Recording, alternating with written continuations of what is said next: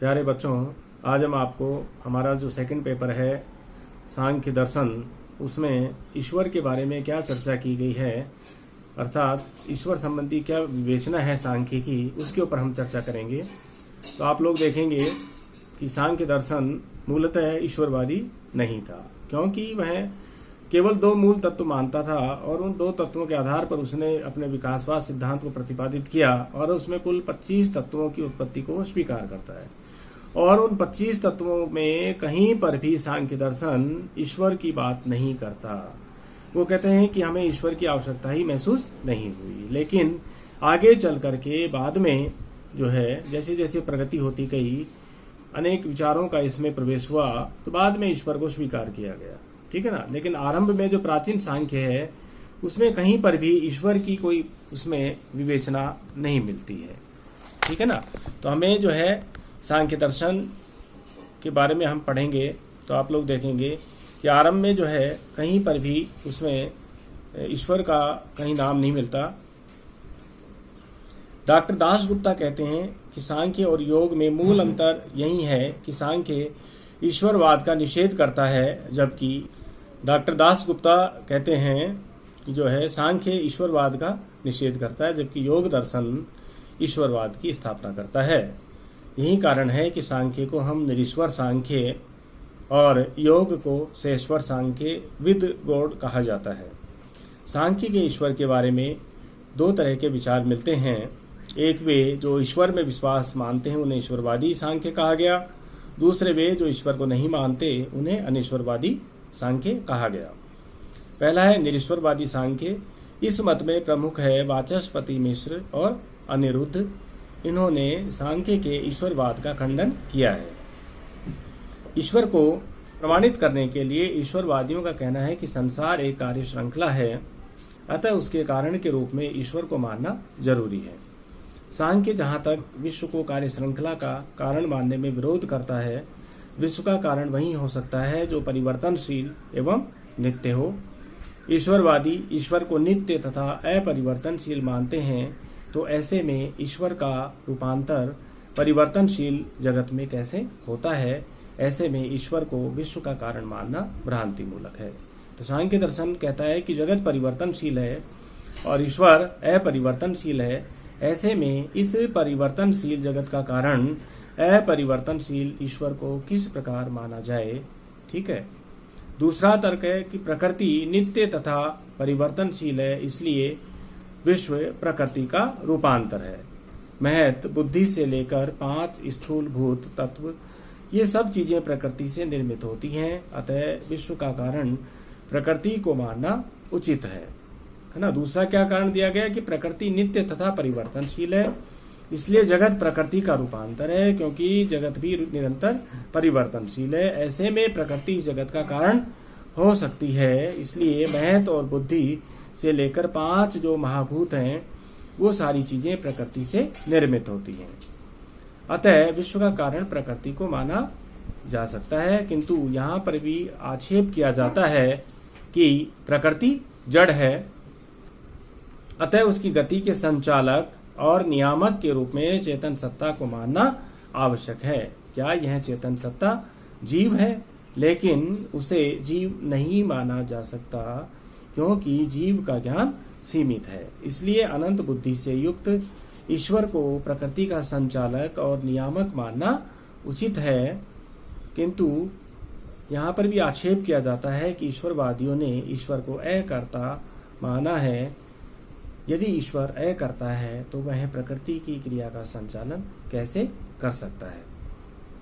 किंतु यदि मान भी लिया जाए कि ईश्वर प्रकृति संचालन के द्वारा सृष्टि रचना में प्रवृत्त होता है, तो इससे समस्या और भी बढ़ जाती है कि सृष्टि संचालन में ईश्वर का क्या लक्ष्य हो सकता है। ईश्वर पूर्ण है, उसकी कोई इच्छा अपूर्ण नहीं है, अतः वह बिना किसी स्वार्थ या लक्ष्य के सृष्टि की रचना क्यों करता है? यदि जीव को ईश्वर का अंश माना जाए तो जीवों में ईश्वरीय गुण का समावेश होना चाहिए, परंतु ऐसा नहीं होता। अर्थात यदि जीव को ईश्वर का ही अंश माना गया है कि जीव जो है ईश्वर की रचना है, ईश्वर का अंश है, तो ऐसे में उस जीव के अंदर भी ईश्वरीय गुणों का समावेश होना चाहिए, किंतु ऐसा होता नहीं। ईश्वर को सर्वज्ञाता तथा सर्वशक्तिमान माना जाता है, परंतु क्या जीव भी सर्वशक्तिमान है? क्या जीव भी सर्वज्ञाता है? नहीं, जीव का ज्ञान सीमित तथा उसकी शक्ति भी सीमित है, इसलिए जीव को ईश्वर का अंश मानना भ्रामक है।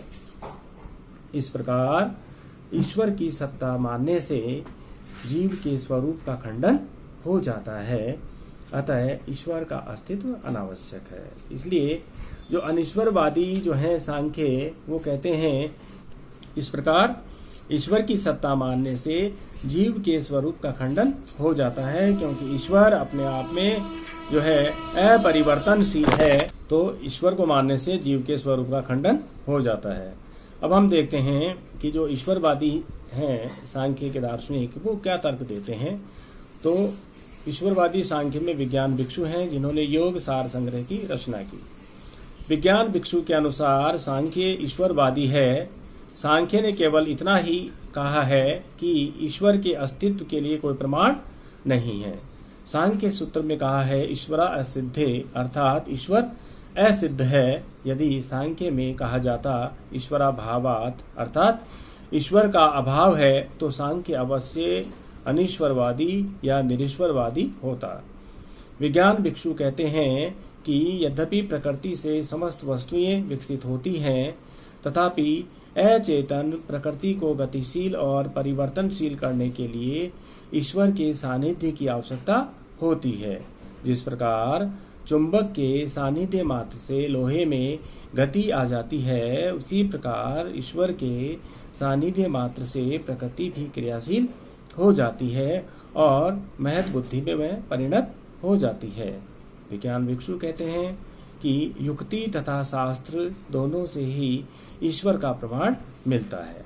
तो इस प्रकार हम देखें तो विज्ञान भिक्षु वो हैं ईश्वरवाद का समर्थन करते हैं। वो कहते हैं कि ये जगत जो है वो अचेतन है और प्रकृति को गतिशील और परिवर्तनशील करने के लिए ईश्वर के सानिध्य की आवश्यकता होती है।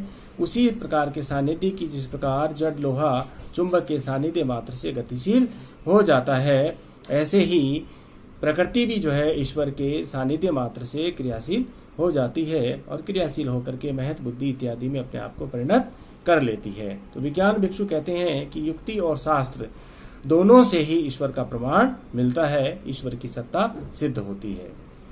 प्रोफेसर हिरियन्ना क्या कहते हैं, इन्होंने सांख्य को अनीश्वरवादी माना है। कहते हैं कि कुछ प्राचीन एवं नवीन विद्वानों ने यह सिद्ध करने की चेष्टा की है कि कपिल का ईश्वर को न मानने का कोई इरादा नहीं था और उनका अभिप्राय केवल यह बताना था कि तर्क से ईश्वर का अस्तित्व सिद्ध करना असंभव है। तो हम समीक्षा के रूप में देखेंगे कि प्रोफेसर हिरियन्ना जो प्रसिद्ध दार्शनिक हैं, उन्होंने कहा है कि मूलतः जो है सांख्य अनीश्वरवादी है ना, क्योंकि जो है वहां पर हमें ईश्वर का कोई विचार प्राप्त नहीं होता। प्राचीन और नवीन विद्वानों ने भी यह सिद्ध करने की चेष्टा की है कि कपिल का ईश्वर को मानने का कोई इरादा नहीं था। उनका अभिप्राय तो केवल यह बताना था कि ईश्वर का अस्तित्व सिद्ध करना असंभव है और वही हुआ। तो इस प्रकार हम देखते हैं कि सांख्य दर्शन में दोनों ही प्रकार की विचारधाराएं प्रचलित हैं।